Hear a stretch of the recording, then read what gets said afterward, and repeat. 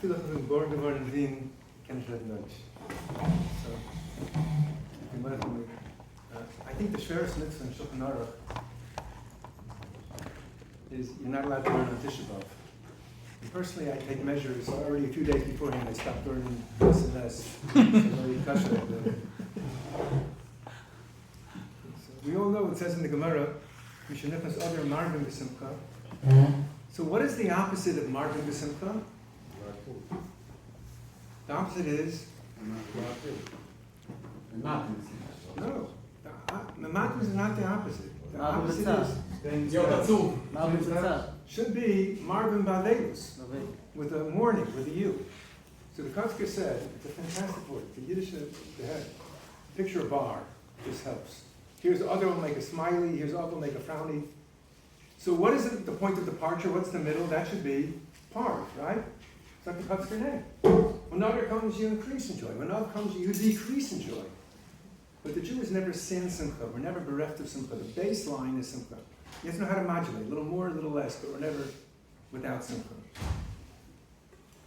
And so just because I thought a lot about what to speak about, and I thought about it here, I did my Nosson already, but I thought a lot because I'm concerned when I speak for men, I speak a lot for women. If I don't say something productive, then it's bittul Torah. So all the speakers talk about, but there's several reasons why there's a churban abayis. And everyone speaks about sinas chinim. And the reason for this, I think, is twofold. One is because, obviously, if you would engage in avodah zarah, shvichas damim, or what's left? Avodah zarah, shvichas damim, or gilarayos. It doesn't take a rocket scientist to know you've done something you're really not beseder. But there isn't that sense regarding sinas chinim. People don't think like, they think chinim means someone else, not me. They're the ones who are doing it chinim, but my sin is legitimate. Okay, but I'm not going to speak about this, because we heard enough. We have to do something about it. I thought it would be good to speak about someone who I personally know well, and that's Nosson Finkel from the Yeshiva. And Rav Nosson Tzvi from the Mir, there's a backstory. And the backstory is his namesake, the Alter from Slobodka, Rav Nosson Tzvi Finkel. Now, in Slobodka, at its height, there were 500 Talmidim. In the 500 Talmidim, there's a kollel of 14 giants. The kollel had a special name, it's called the Yad HaChazaka. Get it? Yad, 14. And they were Rabbi Kudler, Yaakov Kamenetsky, Yaakov Ruderman, Yitzchak Hutner, Yaakov Kamenetsky, David Leibowitz, Pesach Prushkin, Elia Henkin, Ruben Katz, Yechiel Yaakov Weinberg, Eliezer Finkel, Ruben Katz, I said? Bummer. All right. Maybe way back. They're institutions. Rabbi Kudler Lakewood, Yaakov Kamenetsky, Terry Dasmansi, Yaakov Ruderman, Nashville, Baltimore, Rabbi Yitzchak Hutner, Chaim Berlin, and Pachad Yitzchak. David Leibowitz, Chafetz Chaim, all over. Pesach Prushkin, the Rabbi of Moshe Feinstein. Elia Henkin, the Posek of America. Yechiel Yaakov Weinberg, Zurich. I think it's Zurich. Switzerland for sure. Where? Montreux. Eliezer Finkel, the Yeshiva. Do you follow what I'm saying? This is the who's who of the next generation. How did he pull it off? So you might say, it's just a coincidence. They all ended up. I know some people don't like the word coincidence, but personally I think it's a very frum word. What's the root of coincidence? Coincide. Coincide. God's right to coincide. God's there. But what did he do? When I was in high school, I thought, to be honest, I didn't think much in high school, but I thought if I would have midterms are tests, finals, all year long, I'd become a genius. I'd also probably crack up. The Alter put his Talmidim into finals every day of their lives, and he was the calmest man that ever walked this earth. And what happened was he got everyone to do their potential. Took a little Arla, turned him into Rabbi Kudler. Little Yitzi, Yitzchak Hutner. Yankala, Yaakov Kamenetsky. I teach in seminary, as they call it in Europe. And I asked my students once, how much of your potential do you use? I couldn't make this up.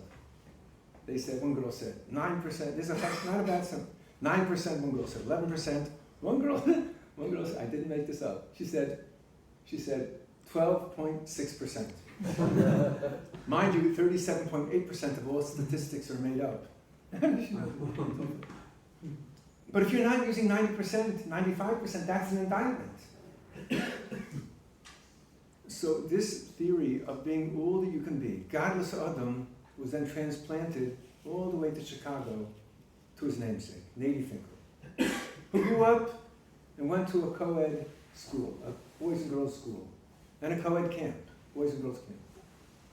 And like many children from wealthy homes, he liked to enjoy a game of golf on Sunday. The truth of the matter is, the story is the ultimate rags to riches tale of someone coming from nowhere, becoming the hero of the Yeshiva world. But the catch, I'll be honest with you, is his last name was Finkel. When he was in 10th grade, his parents went on a trip to Israel, and they sent a younger brother to grandparents in St. Paul. And he brought the 10th grader, Nady Finkel, to Eretz Yisrael. And they had a typical agenda of tourists. Thank you very much. The agenda was Hadassah Hospital, Yad Vashem, Yad Kennedy, and also was to meet the great uncle of Eliezer Finkel.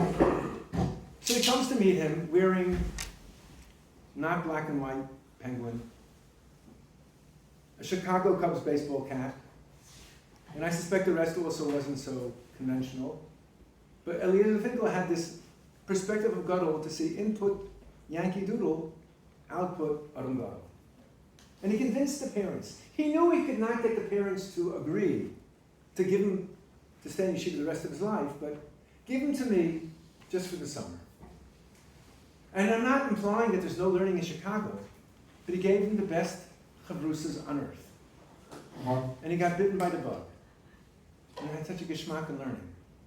He went back to Chicago, and we're going to say this delicately, but in 12th grade, when the parents were vacationing in Miami, the Eliezer Finkel sent him a one-way ticket to Eretz Yisrael. And his classmates escorted him to the airport. Now, we're used to, from Wien, what's the big spritz? You know, you get on a plane, 4 hours later, you're in Eretz Yisrael. Or from New York, 9 hours later in Eretz Yisrael. But in those days, it was propeller plane. It was one stop and another stop and another stop, and there weren't kosher meals. And by the time he arrives in Eretz Yisrael, and his problem of room and board was all taken care of, because his great uncle, Eliezer, was an alman. He was going to stay with his great uncle. He comes into the house. He's dreaming about dreaming. Such a long journey. His uncle says, "Tell me a chiddush." He said, you know, I'll go to sleep. I'll wake up a fresh head. I'll think, no chiddush, no sleep. That's lebavka. That's tough love. So he went up to the Beis Medrash. He stumbled down 20 minutes later. He related a kash on Taisvus. His uncle gave him a kiss in the head, put him to bed. Slept. The next morning, Nosson's eyes were just a little bit open in the pre-dawn. And he saw his uncle, great uncle, come in. There was a shas over the bed, kissing every single volume and caressing it, that made such an impression upon him. And he applied himself very much. When it came, we were telescopically commencing, because the fact is, I learned by Rav Nosson Tzvi longer than anyone else. I learned the whole machzor with him. This sounds very impressive, and it's not. It's not. Everyone else graduated. They went up to Rav Nachum, they went up to Aryeh. I stayed with him. It sounds today very impressive, but it's not. But I did learn with him longer than anyone else. He applied himself. When it came to time Shidduchim, Rav Eliezer told his granddaughter, "You're going to go out with Nosson Tzvi." Now, why would this girl, who is so intelligent and clever and attractive, why would she want to go out with a Yankee Doodle whose Yiddish was very schwach, whose learning was raw? And the answer is because that's what her grandfather said. In other words, if Eliezer would be in charge today, there wouldn't be a shidduch crisis. So they get married, and she told me many times, Rabbi Finkel, that when she married him, he wasn't yet Nosson Tzvi, but he worked on himself. So there's hope for me and others that we can one day become something.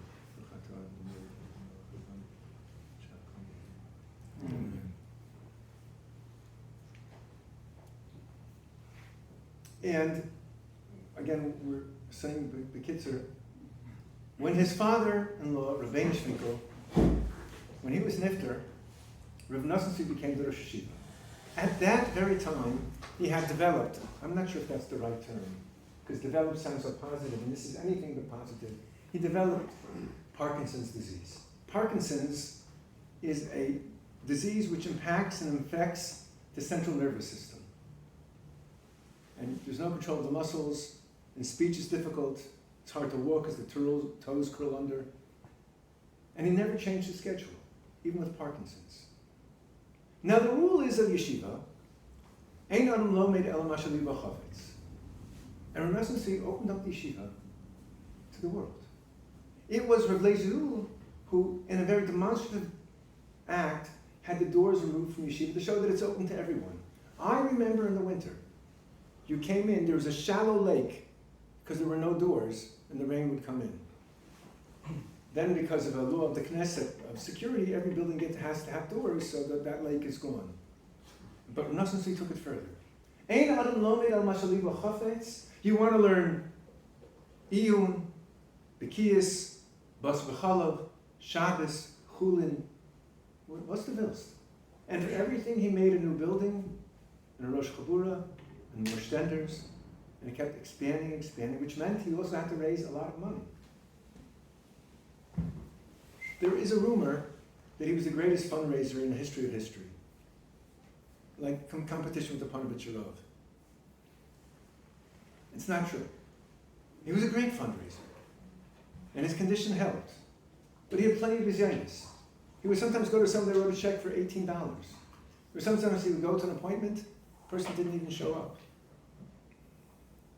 But that didn't stop him. And when he came to America with a whole entourage, and they saw this man who was so sick, and they said, why did you schlep this sick man to America? He said, we didn't schlep him. He schlepped us. Because he was committed. And he had to raise money for Torah. He spent $180,000 a year for buses to take younger lights to yeshiva. Not because he didn't want men to be with women. And not because he didn't want to give money to Eged. But if you have a bus of younger lights going to yeshiva, that means it's a beis medrash on wheels. And that means more Torah. And that's what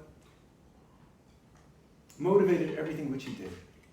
He had these designs to make plans for more Torah. Cockamamie schemes, really harebrained ideas, and he would always introduce them at Shabbos. One day he announced he's going to implement his great uncle's plan of learning 12 hours a day uninterrupted. Because if you make a cheshbon for sleep and davening and eating, you're left with 12 hours net. No time for internet, for smoking, reading the newspaper. And he said, I'm going to put up a sign-up sheet, and I expect to see your name on it. Now there's a boy in Yeshiva in the mirror. We'll call him Dovi, because his name is Dovi. And he bounced around many yeshivas in America. Then he came there and started bouncing again, from place to place to place. And one day he washed up on the shores of the mirror. And you can recognize him. He was outside with a coffee in one hand, a cigarette in another hand, a cell phone in yet another hand, somehow directing traffic, observing traffic, spectating. He wasn't from the big mass media. And Rosh said to him, Dovi, I didn't see your name on the sign-up sheet. He said, duh. You know, like, he didn't learn 6 minutes without ever straight. 12 hours? He put his hand in his and he felt that snap, crackle, pop. Dovi, you're going to sign up? And he said, he said, okay, Yeshiva. And then under his breath, the biggest bli netter of his lifetime. Came that Sunday. Yeah. And there was this pit in his stomach like grease. What did I agree to? How in the world am I going to learn 12 hours? And his chavrusa only agreed because he knew Dovi wouldn't last more than a minute. But somehow, the Yeshiva knew how to build buildings and he knew how to build people, especially difficult ones. 1 hour, and 2 hours, and 5 hours, and went into science fiction. And he pulled off 12 hours uninterrupted, from nothing to 12 hours. But everyone knows, everyone knows the first day kickoff is always easy. It's the second day that's hard. He did it the second day, and the third day, and the fifth day, and a whole week. People could not believe this. And on the eighth day, Dovi came running to his medrash. He said, Yeshiva. I so much wanted to tell my high school Rabbi, who tried so hard to keep me away from the distractions of America, but I knew he would never believe me. And I wanted to call my parents, but I know they would think this was impossible. But Yeshiva. Last night, for the first time, I dreamt of learning. Rosh was so sick in his wheelchair, he held his hand. He did the equivalent of a crazy dance with him. And he pulled it off. 30 days, 12 hours a day uninterrupted. And strike up another one for Rosh Yeshiva. He knew how to build people, he knew how to build buildings. And he had to raise money for this enterprise. And he had no bush whatsoever. He was in New Jersey, a Sephardi gentleman, and sitting across from the Rosh Yeshiva, and he said, Rosh Yeshiva, please, I have a jacuzzi-fitted pool. Take a shvim, you go for a swim, you'll feel so much better. Nosson Tzvi said, I can't do it. I can't do it. What do you mean? Ever since I took this responsibility on my plates, on my shoulders, I had no time for leisure. I said, Rosh Yeshiva, please, you'll feel so much better. I said, I can't do it. He said, Rosh Yeshiva, if you take a swim, I will give you 4 times what I was going to give. Before he finished the sentence, he was unbuttoning his shirt. There's nothing that he wouldn't do to try and raise the ability for people to learn. I think we're already whole 3 hours. I just want to end with 2 stories, if I may. There's one more thing, sorry. He was from Chicago. Now, Chicago is a very benevolent, magnanimous, generous town. For reasons I don't know. And I literally wrote the book. I don't know why he only went to Chicago once to raise money, 2003. And when he went there, people didn't know what to do with themselves. Their hearts were bursting from pride. Chicago's proudest son had come back. And because he spent 1 year learning in Skokie Yeshiva, he went back to Skokie, and they couldn't take him in the wheelchair down the steps. They had to bring him down from the front of the building. There was a glass door. They wheeled him in, and all the boys got up close. And before they heard all kinds of rabbanim speaking drushes with histrionics and gesticulations to try and get them to learn more. And this is what he said. I too am from America. And I too love baseball. And I became a Rosh Yeshiva. And that was it. And he had mainlined into them such inspiration, everyone's their life changed. Because it was total sincerity. Every summer, like this summer right now, there's a NCSY Kollel. These are 16-year-old boys from co-ed, from boys who go to schools that are not yeshivish. And every year they would go to his house, sit around his table, and he asked, who here is from the Midwest? And 31 hands went up. And how many of you are from Chicago? And 26 hands went up. And how many of you went to the academy, this co-ed to high school? And 17 hands went up. And how many of you were on the basketball team? And 4 hands went up. And how many of you were starters? What's that called, starters? Whatever. First team. Yeah. He said, how many of you are starters? Varsity. He said, 2 hands went up. He said, I was 2. And everyone's jaw went clunk, clunk, clunk, clunk. But he had them where he wanted them. He went in for the kill. And the 2 stories I want to end with are,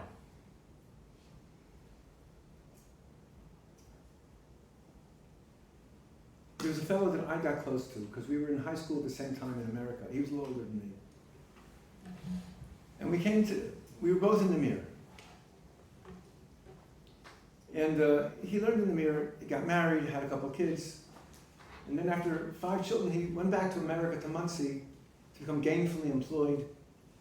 And he developed a horrible disease, which ultimately claimed his life. And the Yeshiva felt terrible. And he wrote to Almana, I'm going to help you raise these children. And every single month, he would write a letter. Every single month, he would write them a letter in learning. It was 4 boys and 1 girl. And the girl felt totally left out. This was month after month, year after year. And these boys came to learn in Eretz Yisrael. They did not learn in the Mir Yeshiva. But they ate at the Rosh Yeshiva's house. I think they were in Brisk. Now, the Rebbe is very, very kind. But you're not going to have 8,500 boys eating at our house, but they were special. characters. They were Yeshiva. But the girl always felt left out. One day, now the Yeshiva, with all of his illness, he kept the same story. And he would learn prone, lying down, and sometimes he would let's go just jump up in the air, and before he hit the ground, he said, what's that kasha again? And he had to raise all this money and keep the story. So one day this girl in America gets a letter addressed from Eretz Yisrael from Yerushalayim. Inside is a large heart, colored in red, signed Nosson, Tzvi, Finkel. And I thought to myself, what was he thinking when he was coloring in the heart? As the bank is calling, demanding payment, and the debtors are breaking down the door, and chaburas are coming over to learn with him. And he was filling the heart with all of his heart, for that's the way he did everything. And lastly, to get into the mirror used to be very simple. The haraya, I learned there. The haraya, the truth is, Nosson also said, they asked him, how can we make it so simple to learn, so simple to get in? He said, if they would have had a difficult, hard admission policy, they never would have accepted me. Someone said to him, you have 8,500 talmidim. Today it's over 12,000. 8,500. Do you know their names? He said, I don't know their names. But I can assure you I love them. And that was true. I can't describe this to you well because I've never experienced it, Baruch Hashem. But a Talmud Yeshiva developed an abscess in the gum, which I understand is screaming soprano pain. Terrible pain. So they told the Yeshiva 6 o'clock at night, he said, we'll take them to my dentist. And they took him to the Yeshiva's dentist. And all dental work, it always gets worse before it gets better. And so the boy was fidgeting. So the Yeshiva held one hand, the dentist pinned down the other hand. And the boy clenched, his eyes closed, and put his hand into Yeshiva's hand, and his nails punctured the skin. And finally the procedure was over, and the boy opened his hand, and he saw the Yeshiva's hand was dripping blood. He said, why didn't you say something? He said, because I saw that your pain was greater than mine. So he said, I can't tell you, I know their names, but I can assure you, I love everyone. And the last story is it was not hard to get into Yeshiva. It meant going to the Yeshiva, to Nosson Tzvi, saying over Shtickle Torah, presenting a letter from your Yeshiva where you came from, and usually that was all. So one boy came, and he said, Yeshiva said, you're in. He said, then he asked him, which shir do you want to go to? He said, I don't know. He said, boys usually go to where their friends are. He said, I don't have any friends in this yeshiva. You don't have any friends? I'll be your friend.